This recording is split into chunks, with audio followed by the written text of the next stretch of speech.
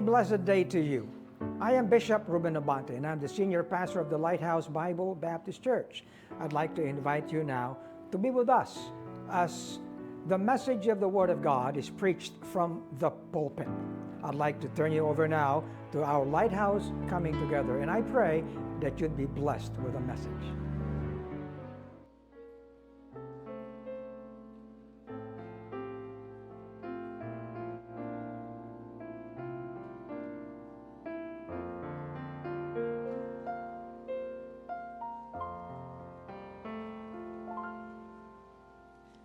One day, a plain village woman,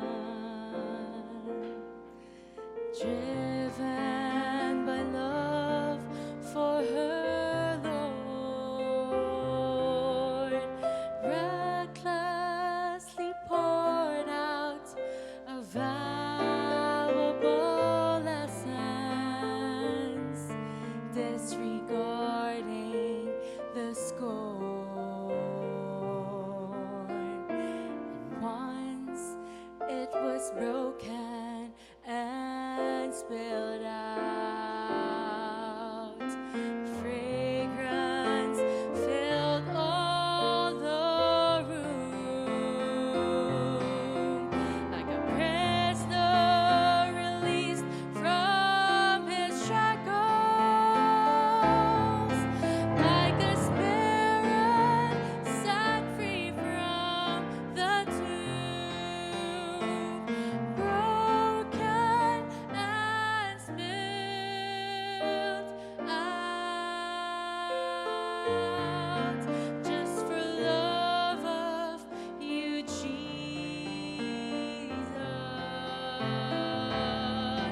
my most precious treasure,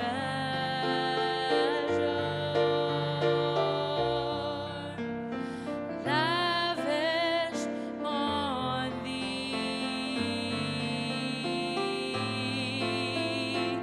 broken and spilled out, and poured at your feet,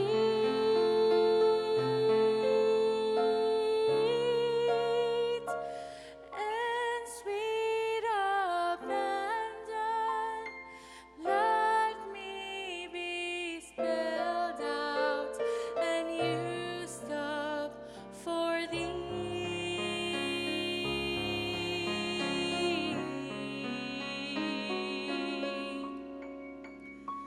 Lord, you are God's precious treasure, His loved and His own perfect Son, sent here to show me the love of the Father. Just for love it was done. And though you are perfect,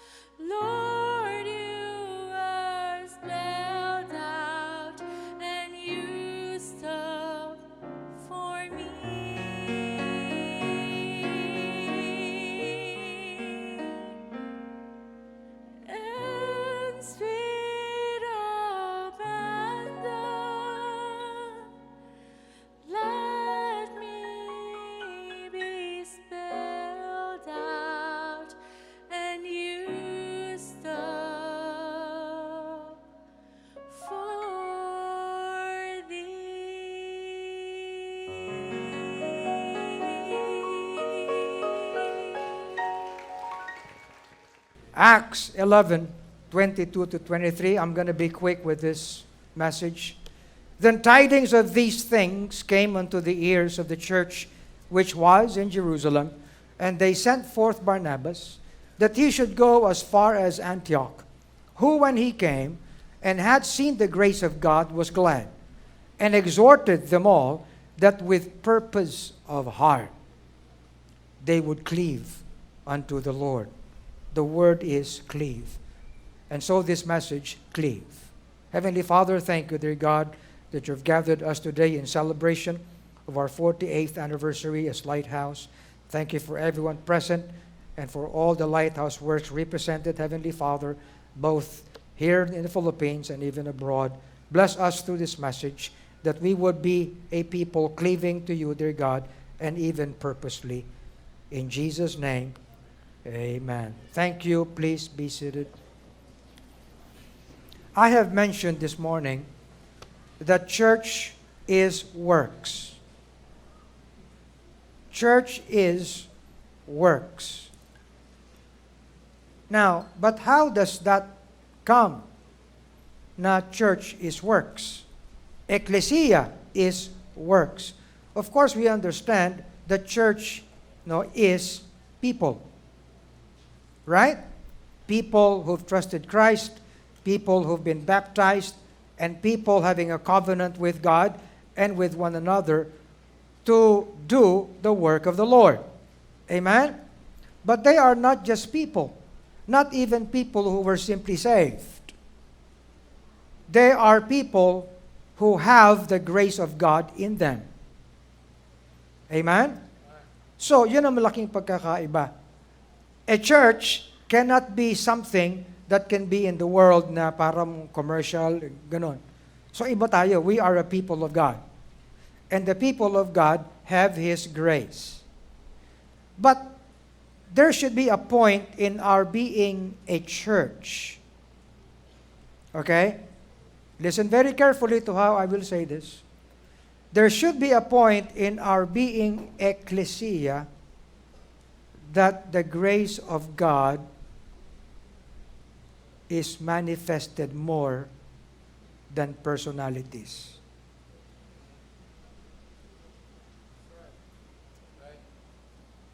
Are you listening?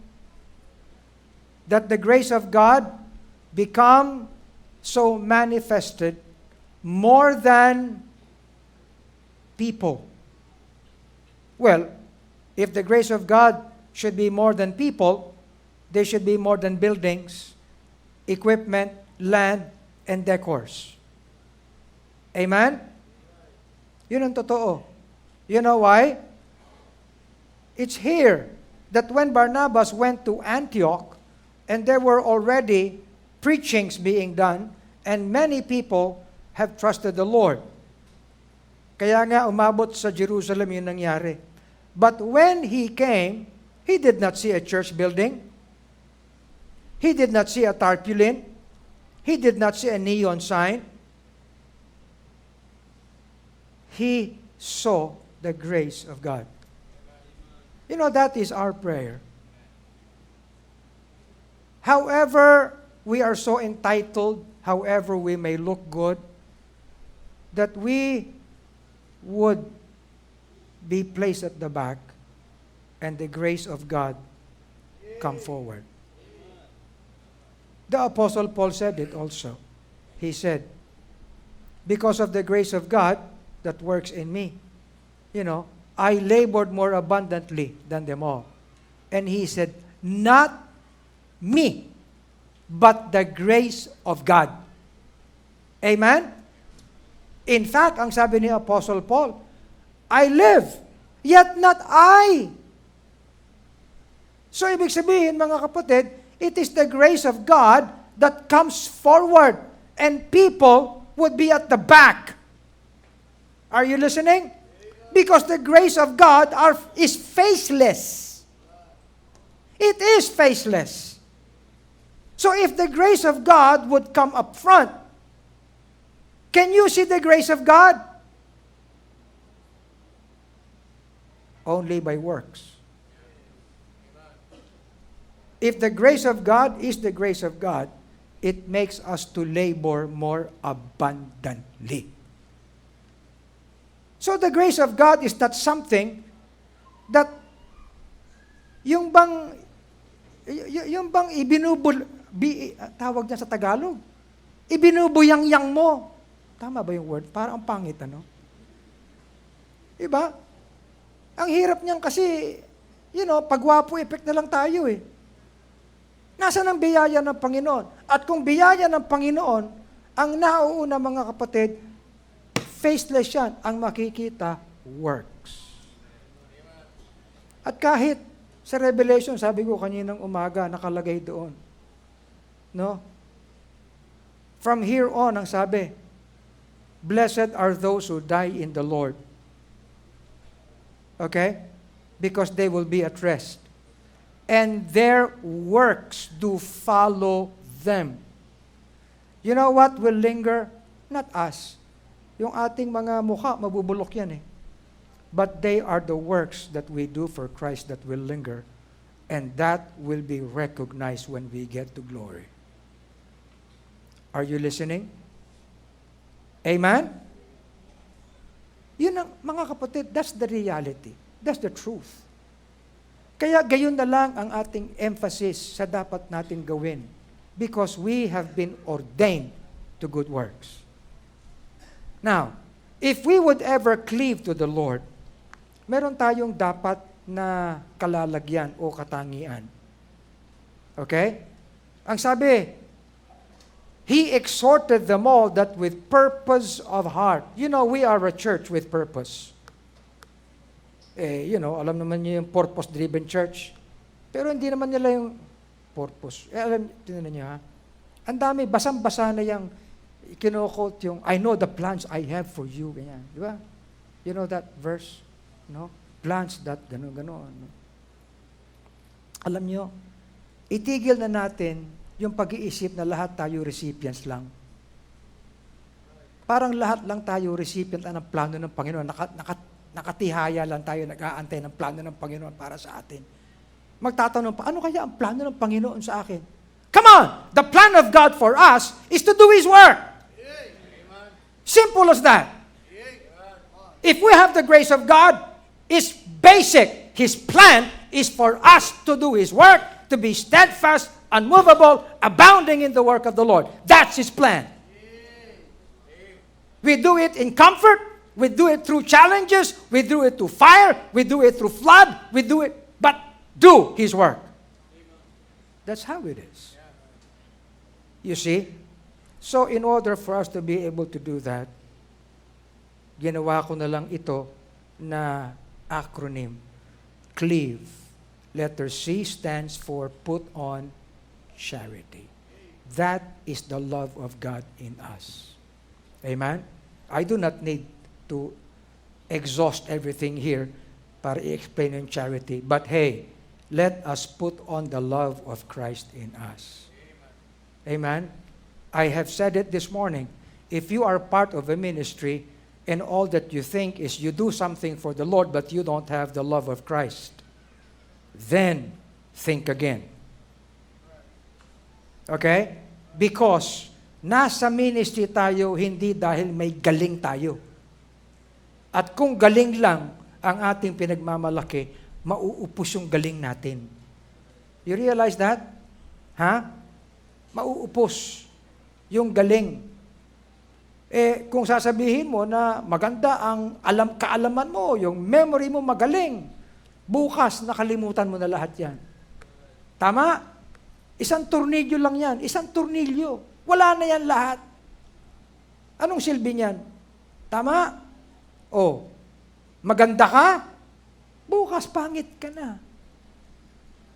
Ganun lang. Kaya ito mga bagay na ito, mga temporal, wag nating ipagmalaki yan. Ang unang gawin natin, siguraduhin natin na ang pag-ibig ni Kristo ay nasa atin. Yan ang pinakapinanggagalingan ng lahat. Amen? Ikalawa, ang sabi sa L, learn Christ. Learn Christ. Listen, It's not learning doctrine. Kahit pag-aralan mo lahat ng logies, theology, soteriology, pneumatology, lahat ng logi.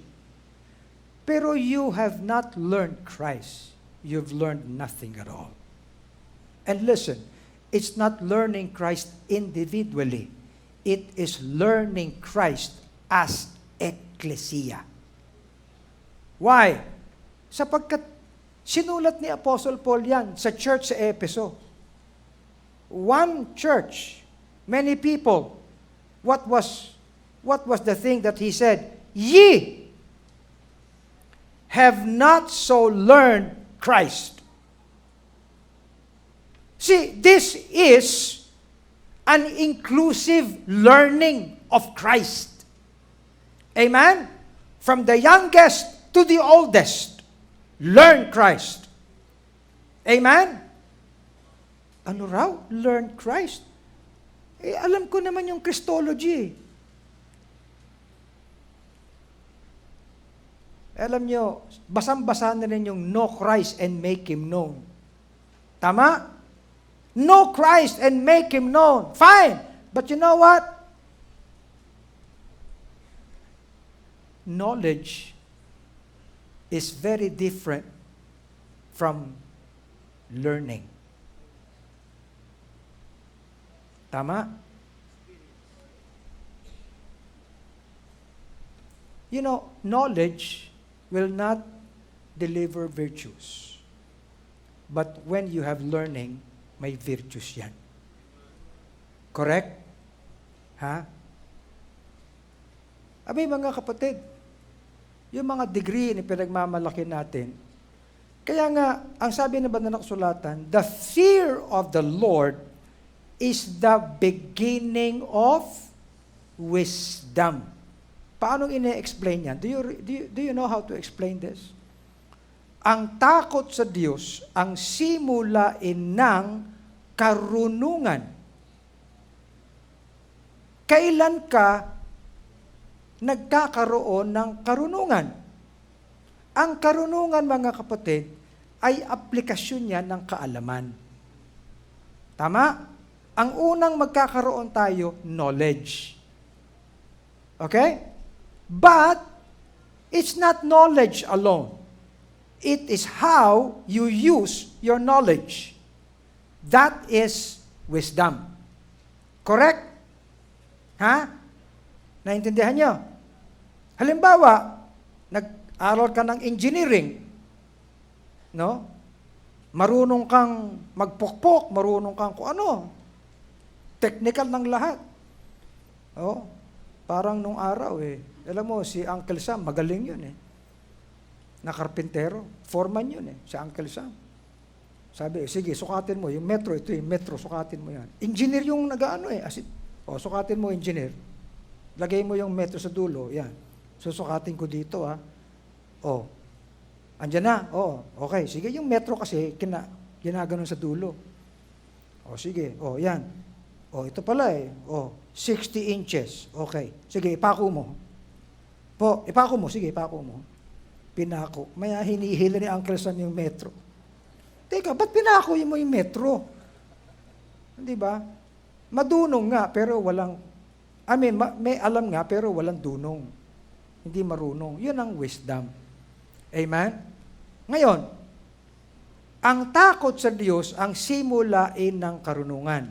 Bakit kanyo? Kasi kapag nagsimula ka mag-apply ng alam mo, huwag mong ia-apply nang wala kang takot sa Diyos. Magiging kriminal ka. Matalino kang kriminal. Tama? Good. Kaya ang kinakailangan natin, yung may mga alam na may takot sa Diyos. At kapag may takot sila sa Panginoon, may pag-iingat silang gawin ang kalooban ng Panginoon. Amen? Kaya yun ang simulain ng karunungan. That's learning Christ. Kaya Christ is our wisdom.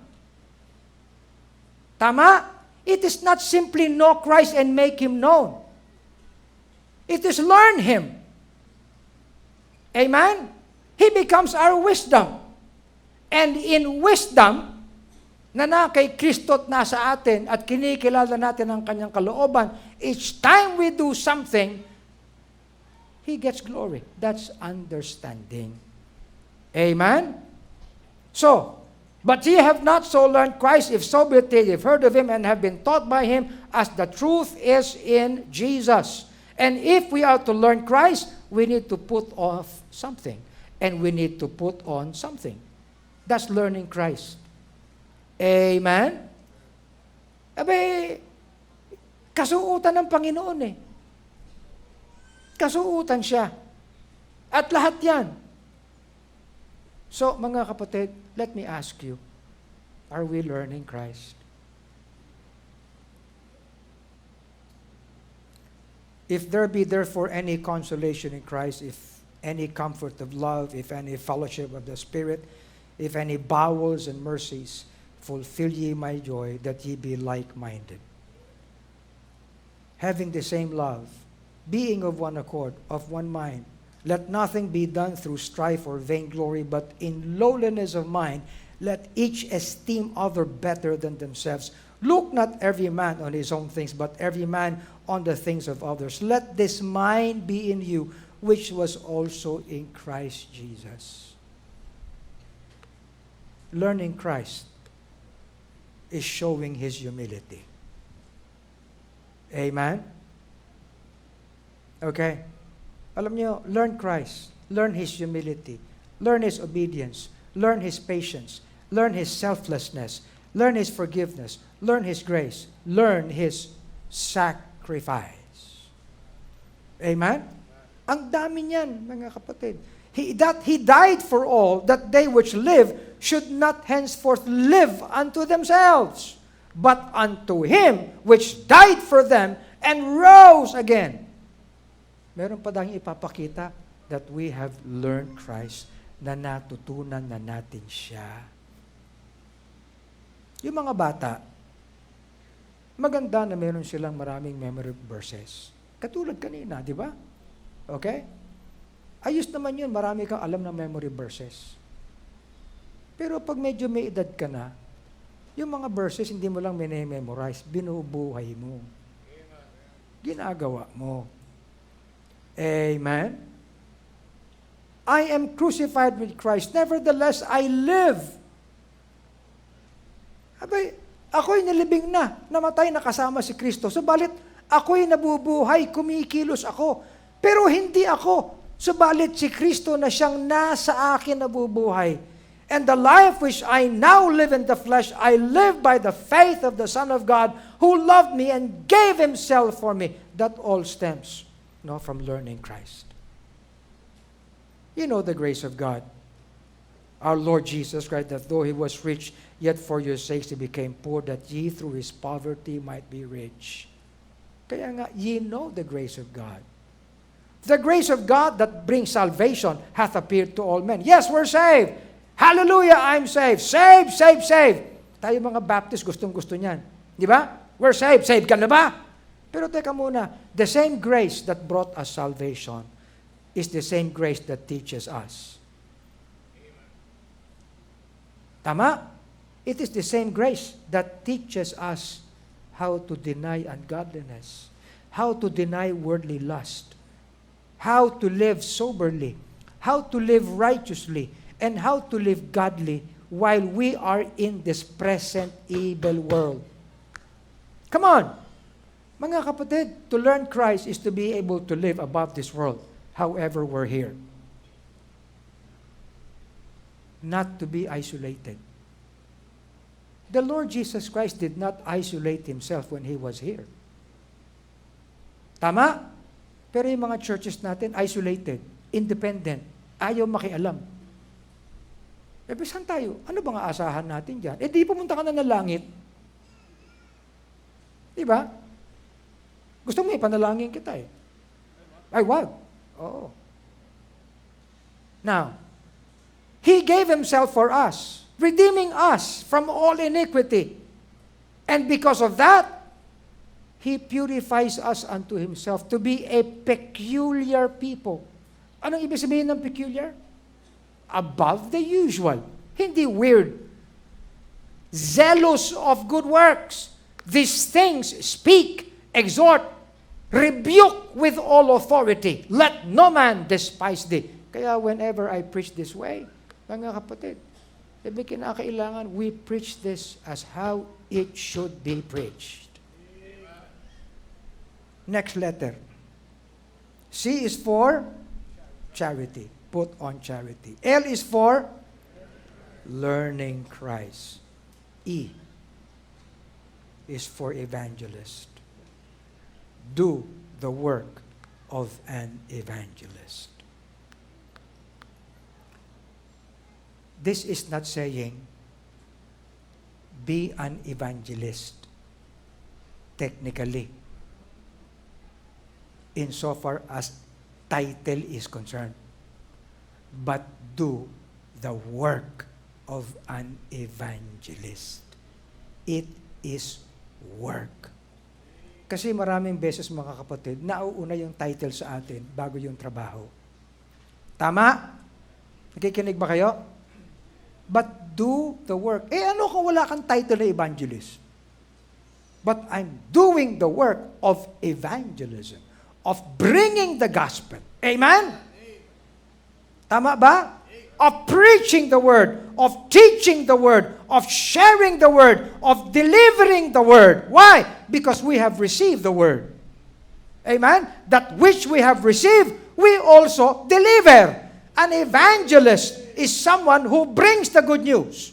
Amen? Who brings the good news of what God had done for us. Pero mga kapatid, many of our churches have ceased that. Kaya itong ginagawa nating many good works, these are all opportunities ng evangelism. Amen? Kahit sabihan pa tayo, itong lighthouse, pa-present lang sila, pa-present. That's the word being shared. Amen? That's the word being shared. Diba? Kaya alam nyo when the world would rather watch Netflix, let's give them something to watch. Come on. Tama? When the world would rather watch news, let's give them something good news. Correct? Oh. When the world would rather watch animation and cartoons, let's give them something. No, na anime, magagaling yung animators natin dito. Amen? Huwag tayong matakot dyan. When the world would want to see music or hear music, let's give them good music. Amen? Peculiar in every area, in every aspect. Huwag tayong matakot dyan. Sabi pa sa akin nung isa Bishop, kasi kailangan natin malaman kung ilang nanonood ng GCTV. Bakit problema pa natin yun? Sabi sa banal na kasulatan, kahit isa lang ang makakilala sa Panginoon, the whole heavens rejoice. Ba't kailangan mo pa ng kung ano-ano survey? Amen? Kasi, Bishop, magastos yan lugi tayo dyan, lugi. Ba't meron bang, hindi ba tayo lugi rito palagi? Talagang man lugi tayo rito, Tama? Talagang lugi tayo kapag yung biyaya ng Panginoon sa ating mayaman, hindi natin ginamit para sa kanyang kaluwalhatian. Talagang lugi tayo niyan.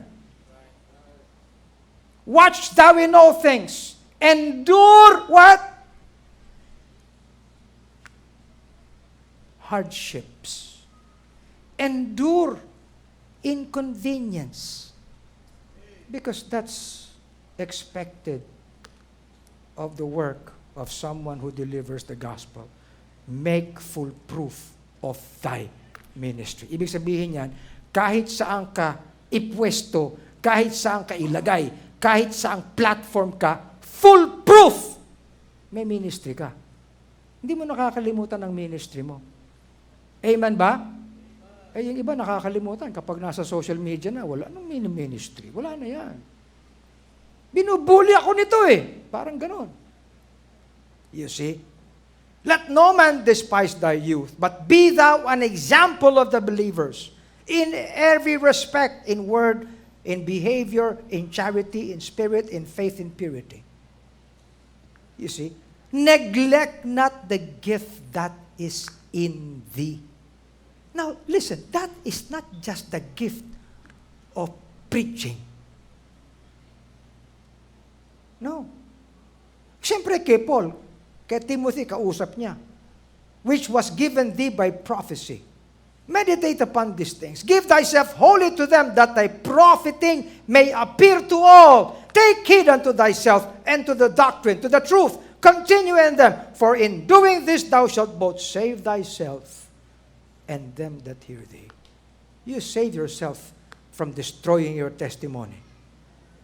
Amen? Kaya, mga kapatid, letter E is what? Evangelist. You know why? For this is good and acceptable in the sight of God our Savior, who will have all men to be saved. You see, I'd like everyone in Lighthouse, young or old, to know how to bring someone to Christ. Can you say amen? Again, sasabihin ko, I'd like everyone in Lighthouse, young and old, to really, really know how to bring someone to the knowledge of Christ. Amen? Wala, hindi pwedeng ganyan lang ang amen nyo. Oo. Sa Lighthouse, lahat ng member can lead a person to the knowledge of Christ. Yun dapat. Isa pa, dito sa tatagalugin ko na. Dito sa Lighthouse, ang lahat ng kasi pag miyembro ka dito, save ka. Sinong member dito ang unsaved? O, kita niyo, wala mong tataas ng kamay. O. So, kung member ka dito, lahat ng member dito ay nakapagdadala ng isang tao sa kaalaman kay Kristo. Amen? Alam mo, kung hindi mo pa ma-realize yan, sana bangungutin ka ngayong gabi. Yung bang, magigising ka, pero yung bang, talagang kukonsensyahin ka na hindi ka man lang, hindi mo alam kung paano magdala ng kaluluwa sa Panginoon. Amen? Whosoever shall call upon the name of the Lord shall be saved. How then shall they call on him in whom they have not believed? And how shall they believe in him of whom they have not heard? Kita nyo na? And how shall they hear without someone sharing? And how shall they preach except they be sent? Kanina na-recite ng mga bata, di ba? How beautiful are the feet of them. Mga bata nag-recite nito. Preach the gospel of peace. Mga kapatid, lahat ng members sa Lighthouse, preachers in a way. Nakikinig ba kayo? You know, we preach by our lives. We preach by our actions. We preach by way of our behavior. Ano sabi ng awit natin, Dick? What you are speaks so loud, the world cannot hear what you say. They're looking at your walk, not listening to your talk, and they're judging from your actions every day. Don't believe that you'll be able to deceive by saying that I've never known. They'll accept what they see and know you to be because they'll judge from your life alone. Amen? Now, kaya ang sabi dito, which shall believe on me through their word. Their word. Alam niyo ito, ha?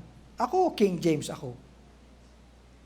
Pero hindi niyo naman lahat palagi King James dala-dala eh. Meron kayong salita. Meron kayong sinasabi. Lahat tayo may sinasabi. At ang mga sasampalataya sa Panginoon, hindi dahil sa King James. Dahil sa sinasabi natin. Tama? Memorize niyo yan.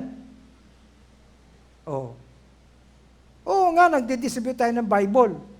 Pero mas maganda, bibigyan kita ng Bible ha, pero dapat malaman mo yung sasabihin ko muna. Hindi, uy, basa ka ng Bible para ma-save ka. Di ba?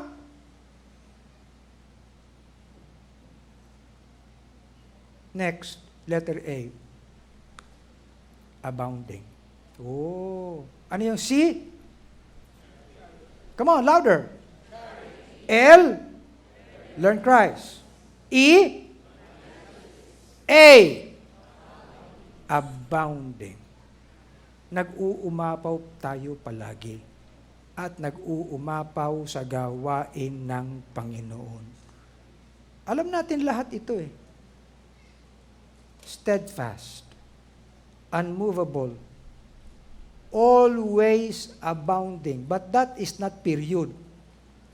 Ang sabi, always abounding in the work of the Lord. Come on. Pero saan tayo nag-a-abound? Kasi, Pastor, may negosyo ako. Hindi naman pwede hindi ako magnegosyo. Hindi ko naman sinasabi huwag ka magnegosyo eh. Dahil kahit nagninegosyo ka, pwede mong gawin ang gawain ng Panginoon. Tama. Oh. Kasi Pastor, nagtuturo ako eh.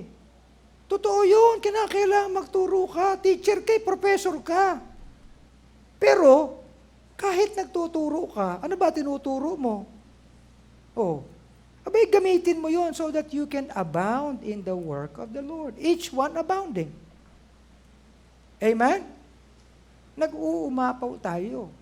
Palagi tayong nag-o-overflow ng pwedeng gawin. Tama? Sabi ko dito, may sinabihan ako dito, anong ginagawa mo? Wala po. Kung wala kang ginagawa, wag mong gagawin dito. Hindi niya maintindihan yung sinabi ko. Wala nga po akong, oo nga, wag mong gagawin dito. Wala nga po akong ginagawa. Wag mo ngang gagawin dito yung wala kang ginagawa. Kailangan ba memorize yun pa yun? Diba? Alam niyo si tatay nung araw, kung buhay na kayo, nandun si tatay, ang preaching niyan, walang tamad sa lighthouse. Di ba? Ganun magsalita si tatay eh. Walang tamad sa lighthouse. Yung mga pinagbaba, dito sa lighthouse, bawal ang mangutang. Pambira. Ganun eh. Oh, ang daming bawal kay tatay nung araw. Dito, hindi ko na pinagbabawal. Talagang pinupush kong magtrabaho. Tama? Ganun niya. Ang dami kasing pinagagawa ni pastor eh. Talagang ganun yun. Kasi pag walang ipagagawa, wala kang gagawin. Lalo na kapag general yung utos. Iurong nga ito. Anong gagawin? Iurong daw. Oo nga, panalangin natin. Baka, di ba ganun? As she abound in everything. Alam niyo, huwag na tayo magmalaki na magandang pananampalataya natin. Yung bang sa pananampalataya mo talagang, I have faith. Magandang pananampalataya ko, I believe. Yun. Utterance. Galing din yung utterance, yung pag-deliver. Kaalaman. Kasigasigan, diligence. As ye abound in your, ang sabi, see that ye abound in this grace also. Kaya, nag-uumapaw din tayo sa pagkakaloob. Tapos ang sabi, abound to every good work. Now listen. Kaya ang ating work ay good work is because there is Christ in it. Are you listening? Kapag ang gawa mo, wala ng Kristo, wala ng pag-ibig ni Kristo, wala ng biyaya ni Kristo, wala ng kahaba, walang kalooban ni Kristo is not good. Bakit? Good is always beneficial. Okay? Kaya ang good dito, sabi mo, God is good all the time. God is good. Diba? Ganon, ano? Good work nga. Di meron Panginoon. Di ba? Kailangan pa bang i-memorize yan? Ba't pa yun ang sinasabi ko palagi ngayon? Good. Bawat gawa na may Kristo, tayo ay mag-umapaw doon. Amen. Why? Because we have been rooted, built up in Him, established in the faith. Abound. So letter A is abound. Letter V. Hulaan niyo yung V. What is V? Ha? Ano palagay niyo yung V? Ha? Virtue? Ano pa? Ano pa? Ha? Ano hula? Hula. Sige na. Victory. Ano pa? Ano pa? Virtue. Ano pa? V. Ha? Vessel. Ano pa? Vessel. Ano pa? Ha? Value. Ano pa? Ha? Wala na? Ha? Magaling. Hindi, narinig nyo na ito eh. Letter V is vigilant.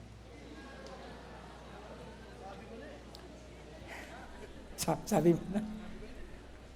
See, if we are to do the work of the Lord, if we are to have purpose of heart in doing the work of the Lord, we need to cleave to the Lord. We need to learn Christ. Amen? We need to do the work of an evangelist. We have to abound in the work.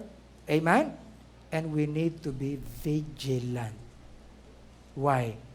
Kasi, mga kapatid, palagi tayong may kaaway.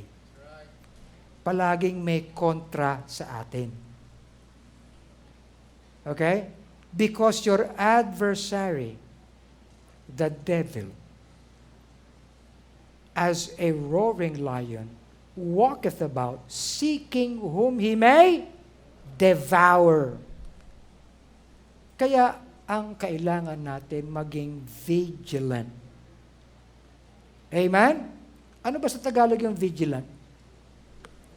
Ha? Mapagmatyag. Mapagmasid. Ha? No? Ibig sabihin, hindi lasing. Hindi lango. May awareness. May alertness. Alive, alert, awake, enthusiastic. Amen? Oh.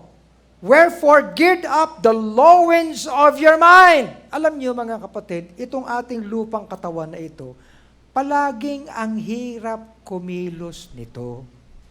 Totoo yan. Bukas, mahihirapan kayong gumising. Pero dapat magtrabaho kayo. Tapos gising na, kinakailangan ka nang pumasok. Si Pastor R.A. kasi ang tagal nag-preach eh. Ganun. Ganyan talaga ang hatak ng laman, ng katawan. Tama? Ang hirap ibangon ng katawan. Okay? Pati yung pilik mata, ang hirap igising yan. Ito, ano ba pilik mata? Talukap? Ito yung talukap. Yung pag sinasabi, Ruben, matulog ka na, sabi niya. Sa laki. Di ba? Pero, i-geared up daw natin yung low winds ng ating kaisipan. Bakit? Kasi nagsisimula yan dito. Nakikinig ba kayo? Kaya pinupuno natin ng kalooban ng Panginoon ang utak natin. Kaya kapag wala kang maalalang kalooban ng Panginoon, hindi susunod yung katawan mo. Practical yan. Tama? Alam niyo, ibang, siyempre, yung mga bata, kinakailangan mong tawagin, okay? Para gumising. Pero pag, hello, ano ba? Ano ka? Si Samuel? Tatawagin na, Samuel, ganyan. Di ba? Oh. Hindi ka makakarinig ng boses sa Panginoon eh. Tama? Ano gagawin natin? except yung ating isip puno na ng dapat gawin. Kaya tayo, nagsisimula tayo sa renewing of mind. Lahat tayo, it's always mind. You see? Kaya, the soberness. Anong tawag sa soberness? Gising ka. No? Meron kang kaliwanagan. Meron kang matiwasay ka, di ba? Yung ganyan. So, meron tayo dapat ganyan, mga kapatid. So, ibig sabihin, kahit anong mangyari, meron tayong vigilance. Hindi naman sinasabi na kapag vigilant ka, walang mangyayari masama sa iyo. Meron pa rin mangyayari. Pero vigilant ka sa bagay na baka lumala ka pa. Tama? Alam mo na delikado na lagay mo, lumalayo ka na sa Panginoon. Kapag meron kang sense ng vigilance, abay, i-arrest mo na yung sarili mo, gigisingin mo na, teka mo, gumising ka. Oh, gisingin niya na yung mga inaantok. Yung ganitong preaching, inaantok ka pa? Ano ba? Oh. You see? Speak thou the things that become sound doctrine, that the aged men be sober, grave, temperate, sound, aged women likewise. Oh, mga kababaihan na may edad na. Be vigilant. Amen? To be discreet, chaste, keepers at home, good, obedient to the young men likewise exhort to be sober-minded. Kasama na yung young ladies dito. In all things showing thyself a pattern of good works. Sound speech that cannot be condemned. Sound speech. Are you listening? Di ba? Kahit yung mga post natin. Kaya, alam nyo, ito, napakaganda nito. Knowing the time that now it is high time to awake out of sleep. The night is far spent, the day is at hand. Let us walk honestly and put ye on the Lord Jesus Christ. Let us not sleep as do others, but let us watch and be sober. Yun, watch and be sober. For they that sleep, sleep in the night.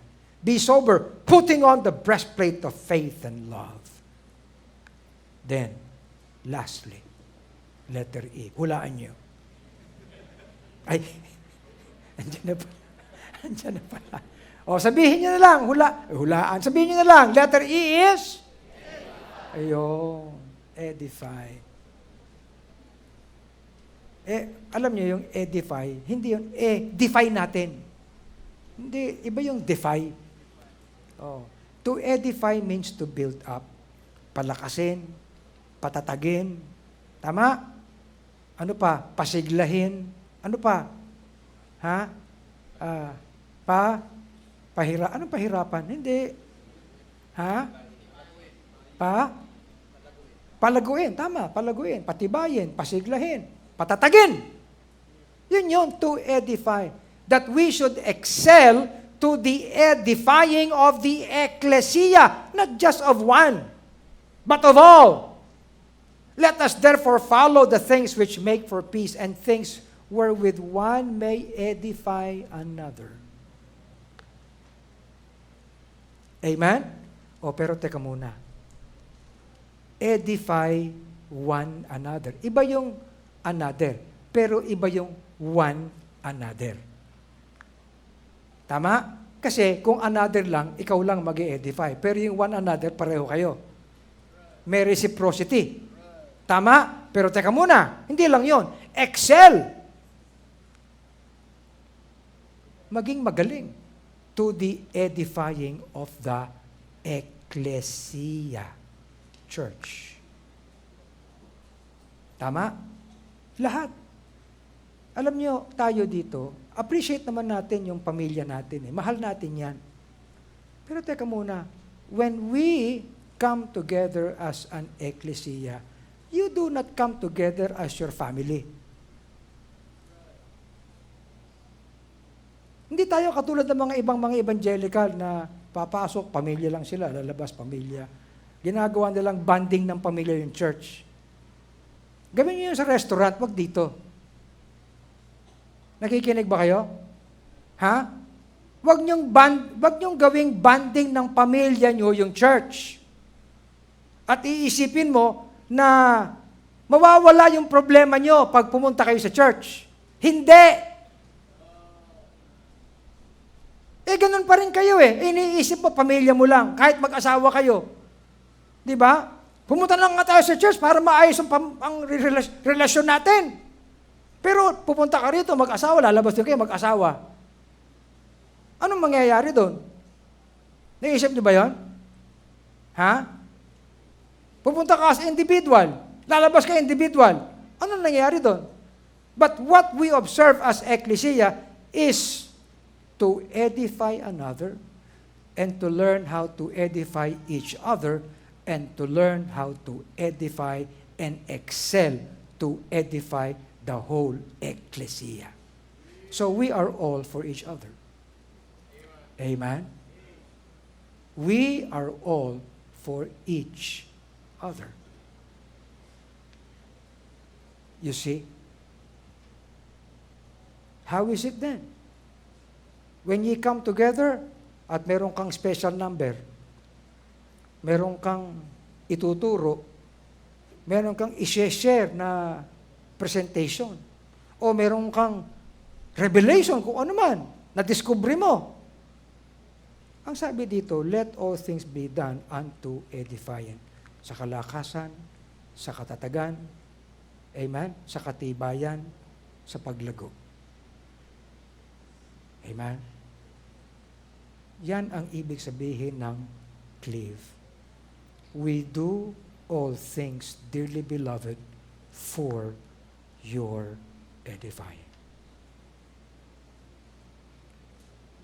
Today, we celebrate 48 years. Pero ngayon lang natin ito nakita. Balikan natin. C is for everyone put on Christ, the love of Christ. L is for learn Christ. Not just know Him, learn Him. Have His virtues. Amen? E is for do the work of evangelism. A is for be abounding. Do not go less. Abound. Amen? Pastor, kasi retirable na ako. I will do less. No. Abound. Amen? Ha? Alam nyo, you might not abound in one area. You might go less in one area, but surely you can abound in another. May edad ka na, wala ka ng lakas, pero may galing ka may pag-unawa ka there you can abound. Tama ba? May experience ka there you can abound. Kaya meron pa rin ministry. Tama? Ano nangyari sa iyo? Nung araw, kumakanta ka. Ang galing mong kumanta. Tumanda ka na, nawala na boy. May turo ka kumanta. Pwede naman yun Tama? Wow. So, hindi tayo nawawalan ng pwedeng gawin. Abound in every good work and be vigilant. Amen? Be vigilant sa iyong sarili. Alamin mo kung anong problema ng katawan mo. Sapagkat lahat tayo may problema sa katawan. Mayroong limitasyon ng katawan. Correct? Be vigilant. Baka lumalala na katawan mo, di mo pa alam. Lalo na, sinisira ka ng mundo. Amen? Yung exposure sa mundo, mga kabataan. Huwag mong ipagmalaki na taga-UP ka. Ang daming influence dyan. Tama? Ako, pinagmamalaki ko, taga-pamantasan ako Ako presidente ako ng Alumni Association. Pambihira. Ibang klase yung pamantasan. Ang daming Alam niyo ba Nakakatakot May exposure din dyan. We should be vigilant. Amen? And of course, let's work to edify. Not just each other or one another, but edify the whole. Now, you know what? Madaling magsabi, lumuhod tayo sa Panginoon, dedicate tayo sa Kanya. Hindi. No. But this will be what we will do today. Today is 48. Anong susunod sa 48? 49. Anong susunod sa 49? 50. Okay? There is a number 50 up ahead. 2 years from now. Kaya itong coming together natin dito ay hindi lang para mag-obserba ng celebration. And I'd like to show you a video to which we will all do the work. Cleave. Okay? We work towards our 50th. And in working, we put charity. We learn Christ. We do the work of evangelism. We abound in every good work. We be vigilant and we edify. Watch this video. Maikli lang ito. But let us all be challenged by it. Everything we do and even every sacrifice we make for this work is never in vain. The grace of God has been pouring many years sa Lighthouse. At hindi mapipigil ang ating pagiging eklesiya, rendering reasonable service to our God sacrificially. Magdiriwang tayo sapagkat buhay na buhay ang pag-asang nasa atin. Be ye steadfast, unmovable, always abounding in the work of the Lord. For as much as you know that in the end your labor will not be in vain in the Lord. Praise God for that.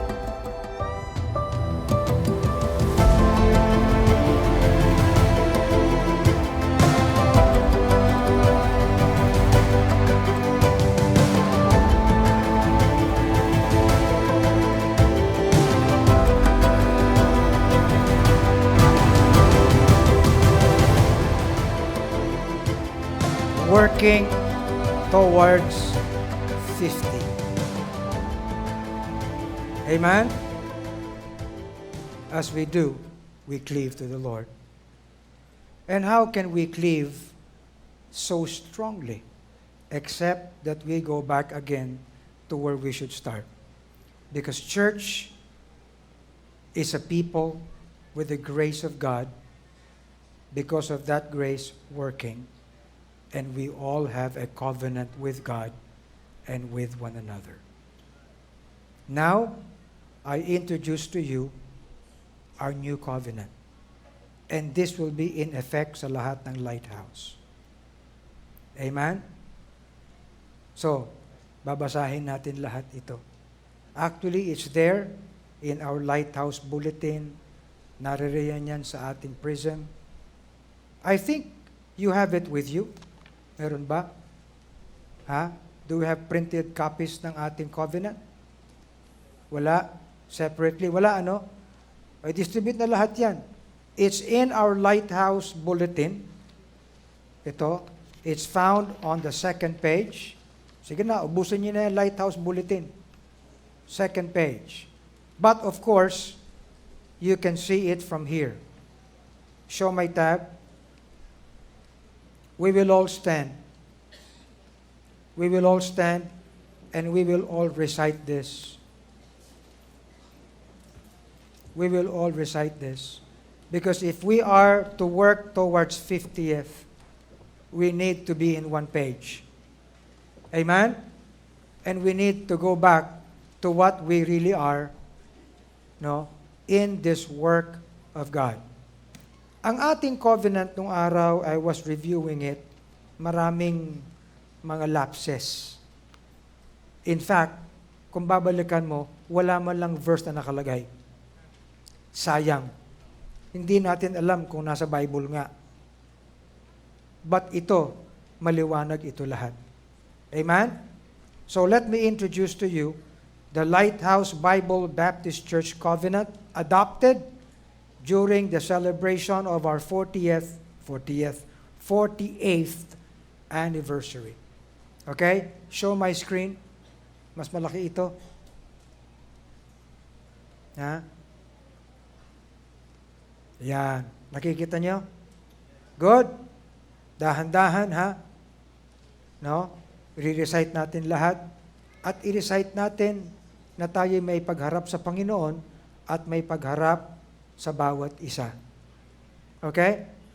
And as we recite, take note that we do not recite this dahil binabasa lang natin. We put this to heart. Amen? It is a serious thing to be an ecclesia of the Lord Jesus. He is our head. And it is a serious thing for us to do the work, to please Him in everything. Amen? Dahan-dahan. Ready? Read with me. Go.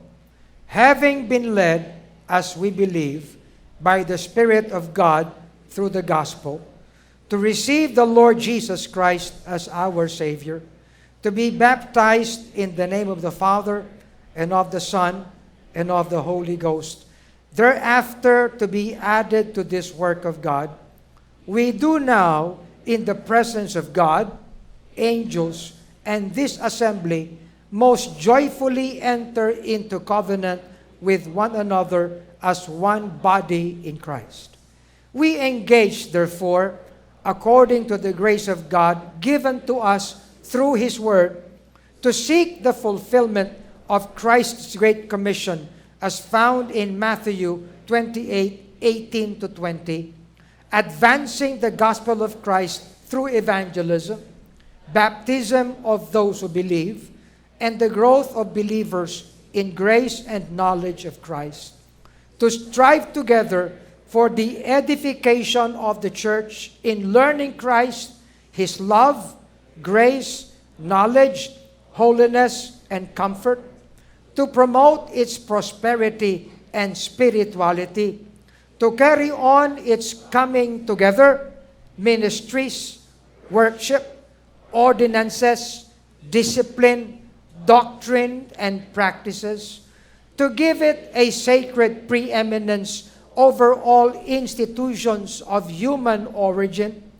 to give cheerfully, purposely, regularly, and progressively of our tithes, love, faith, mercy, thanksgiving first fruits, sacrificial thanksgiving, and other free will or designated offerings which are used in support and sustenance of the ministry, the expenses of the church, and the spread of the gospel throughout the Philippines and all nations.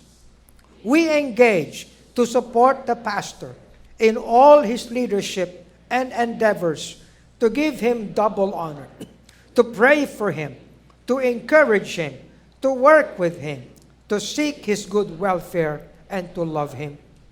We also engage to maintain family and secret devotions, to spiritually educate our children, to seek the salvation of our kindred and acquaintances, to walk circumspectly in the world, even in social media, to be just in our dealings, faithful in our engagements, and exemplary in our deportment, to avoid all tattling, backbiting, murmuring, disputing, and excessive anger, to abstain from sale and use of intoxicating drinks, tobacco, illegal drugs, habit-forming devices, to abstain from gambling and all forms of illegal, immoral vices, get-rich-quick money schemes, and other business practices which are contrary to biblical teachings,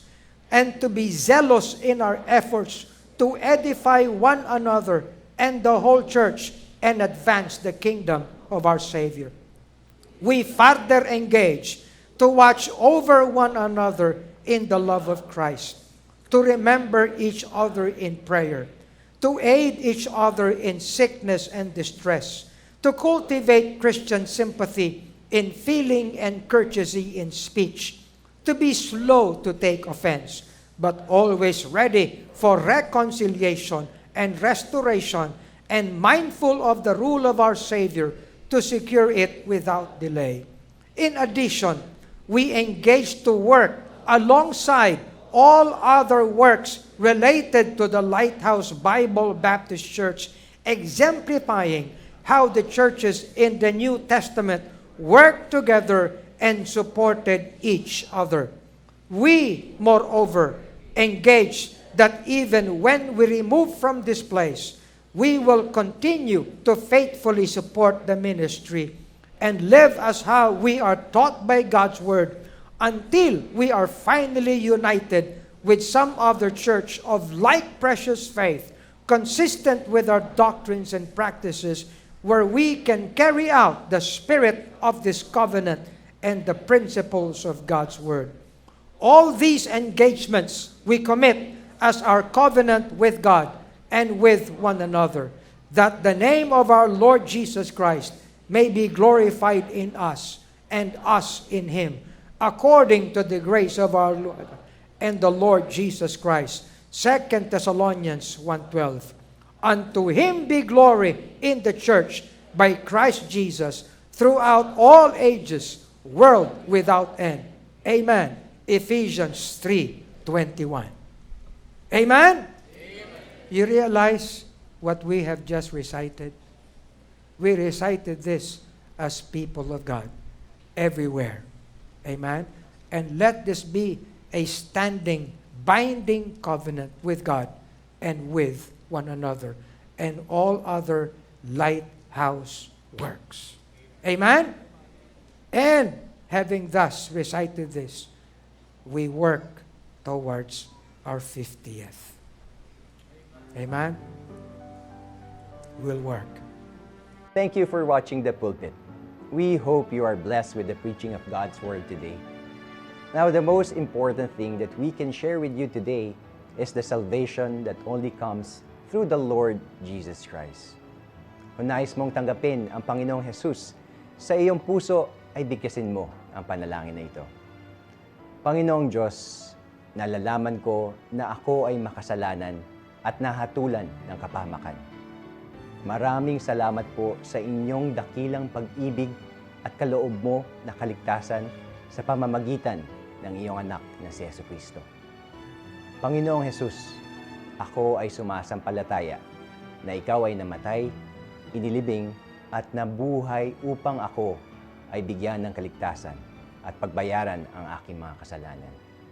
Pinagsisisihan ko ang aking mga kasalanan at tinatanggap kita sa aking puso bilang aking sariling Panginoon at tagapagligtas. Tinatanggap ko ang iyong handog na buhay na walang hanggan.